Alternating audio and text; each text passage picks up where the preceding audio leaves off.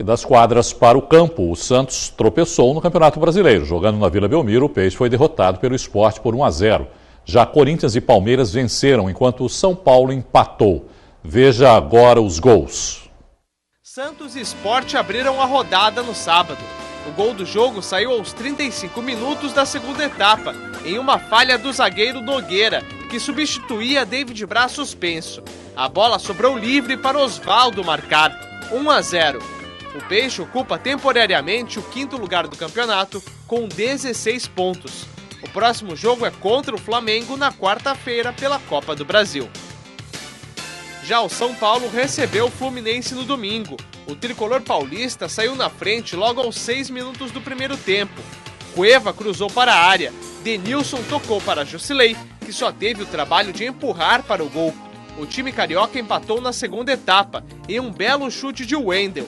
Final 1-1. O São Paulo é o 16º colocado com 11 pontos e volta a campo só no próximo domingo contra o Flamengo pelo Brasileirão. Líder e vice-líder do campeonato se enfrentaram em Porto Alegre.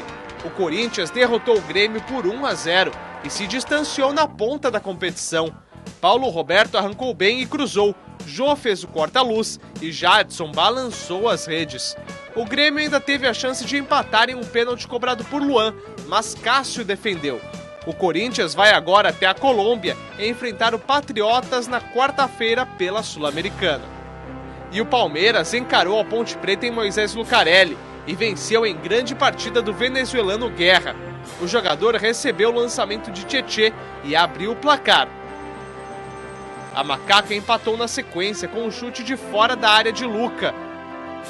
Mas Guerra fez mais um e deu números finais ao duelo, 2-1. O Palmeiras subiu provisoriamente para a 4ª posição com 16 pontos e se prepara para enfrentar o Cruzeiro na quarta-feira pela Copa do Brasil.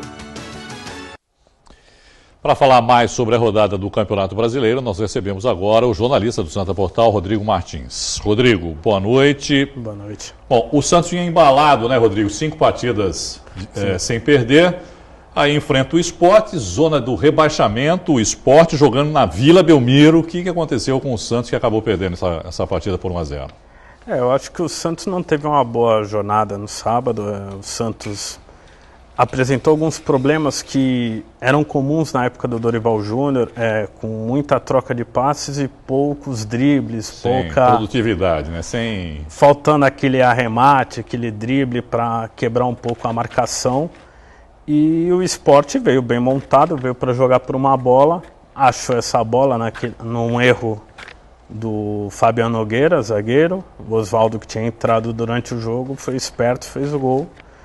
E o Santos precisa se encontrar um pouco jogando dentro de casa. O Santos tem tido dificuldades jogando em casa. Quando precisa propor o jogo, o Santos está pecando um pouco nesse quesito. E se você pensar também que o Sport acabou quebrando um tabu, porque nunca tinha vencido o Santos jogando na Vila Belmiro, né, Rodrigo? Então o Sport teve uma semana positiva, né? Empatou com o Atlético Mineiro, depois de estar perdendo em Belo Horizonte. O professor Luxemburgo está dando jeito lá no Sport? O Vanderlei armou bem o time, né? O Vanderlei armou bem o time, o Santos não soube sair da armadilha que o Vanderlei Luxemburgo montou. Tomou um gol no contra-ataque ali e fica difícil. Aí depois ter que correr no finalzinho com a pressão da torcida, enfim, é complicado, né?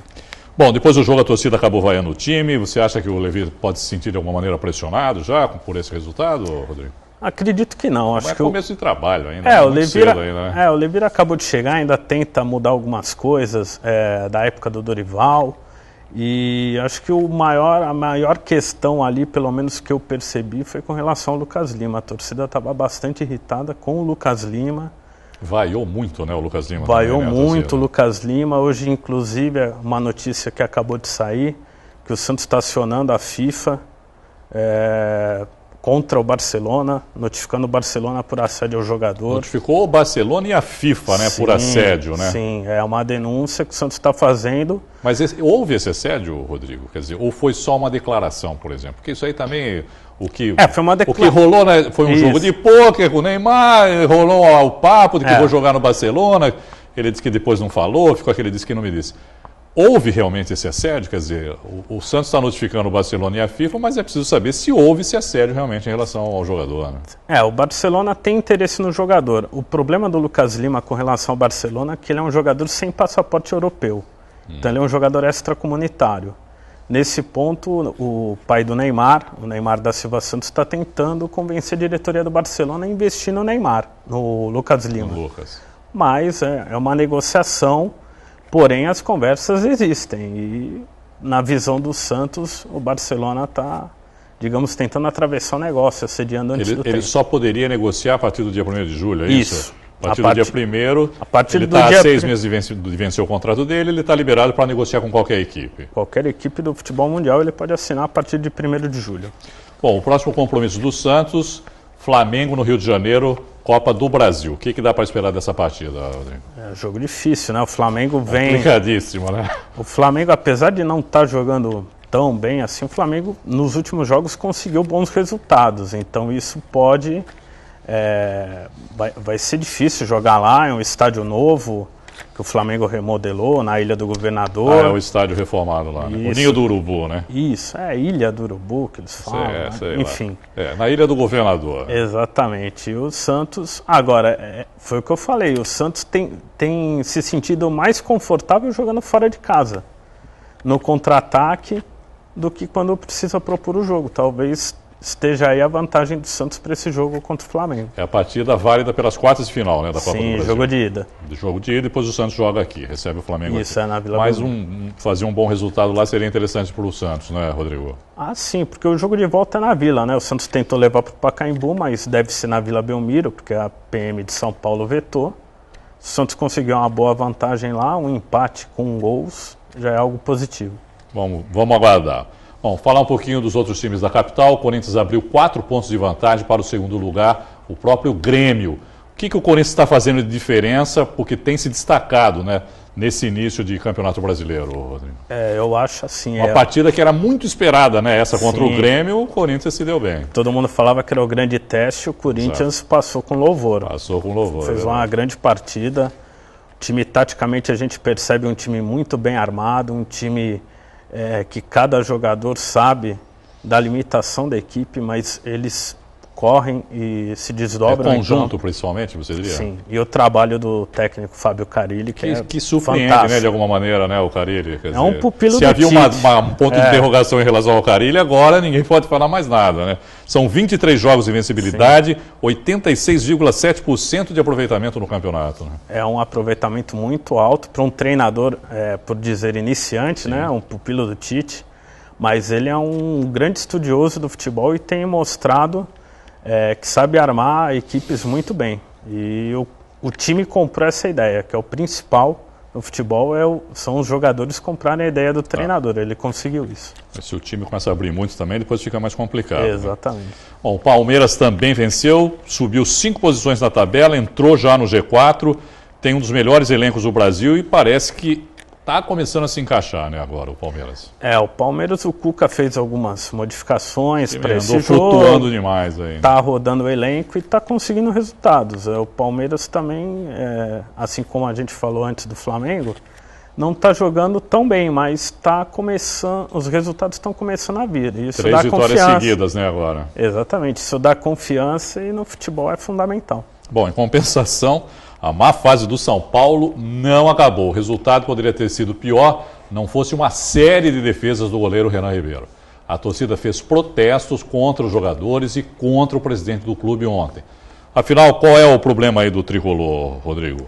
Elenco, planejamento, jogadores em baixa, uma combinação de tudo isso? Eu acho que são todos esses fatores pouco de juntos. tudo, né? A diretoria do São Paulo, ao meu ver, se planejou muito mal para esse ano.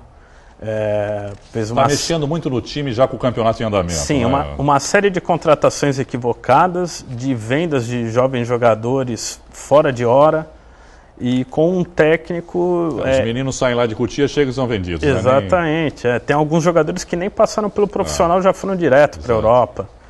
E o Rogério Ceni não está sabendo contornar essa situação. Ele é um treinador novato, mas ele acho que ainda tem aquele resquício da época de jogador, de dificuldade de admitir erros, de que o seu time não é tão bom quanto ele pensa, que às vezes é melhor você jogar fechadinho na sua e tentar jogar por uma bola e buscar o resultado. O Rogério Ceni acho que ainda não entendeu um pouco melhor essa ir no situação. feijão com arroz às vezes. Exatamente. Né? Bom, já pelo Campeonato Paulista da Segunda Divisão, a Real Cubatense quase venceu o líder do grupo ontem na Caneleira. Porém, o empate diante do Mantiqueira está longe de ser um mau resultado.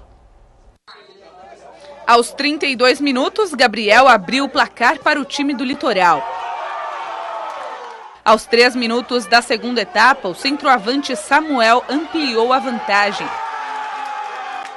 O Mantiqueira acordou e aos 17 minutos, o camisa 10 Leonardo diminuiu. O time do Vale do Paraíba conseguiu um empate no finalzinho com o zagueiro Alan. Achei que o time se comportou bem, taticamente, fisicamente, corremos atrás o tempo inteiro do resultado que se fosse positivo nos colocaria na próxima fase, porém o resultado não veio. Um time que está ganhando de 2-0 dentro de casa não pode tomar um empate. Com o resultado, a Real Cubatense se mantém na 4ª posição do grupo 4, agora com 12 pontos, 4 a mais que o Jabaquara, 5º colocado.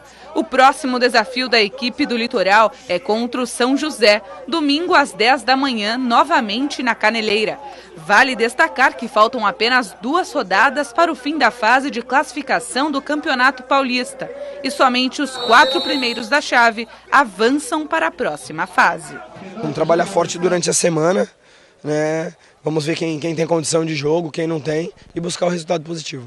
Querendo ou não, eles já estão classificados, né? Então a gente tem que trabalhar forte essa semana para chegar aqui e cravar a nossa classificação com São José dentro de casa. Bom, a Real Cubatense é uma surpresa agradável, primeira disputa, né, da equipe, se a gente levar isso em consideração. E como a Ione falou aí na matéria, está a 4 pontos, se mantém em 4º lugar, 4 pontos à frente do 5º colocado, que é justamente o Jabaquara. Faltando 2 rodadas, você diria que já está garantida a classificação para a próxima fase, Rodrigo? Ainda não, porque o Real Cubatense tem um jogo fundamental nessa trajetória, que é o União Mogi, que também está na briga. Então... O jogo é lá ou aqui? É o último jogo da primeira fase, lá em Mogi. Mogi. Se o Jabaquara ganhar o próximo jogo, aí... Qual é o próximo? O Jabaquara não, Real Cubatense. Real Cubatense. Falar nisso, qual é o próximo jogo do Jabaquara, Rodrigo? O Jabaquara pega o Mauaense lá em Mauá, no sábado. O Jabaquara não jogou essa semana porque o Guaratinguetá desistiu e acabou ficando aí um buraco na tabela. E a Federação Paulista montou a tabela com 7 times no grupo. Beleza, Rodrigo, obrigado, viu, mais uma vez por participar aqui com a gente. Obrigado, Irineu, um abraço a todos. Boa noite para você.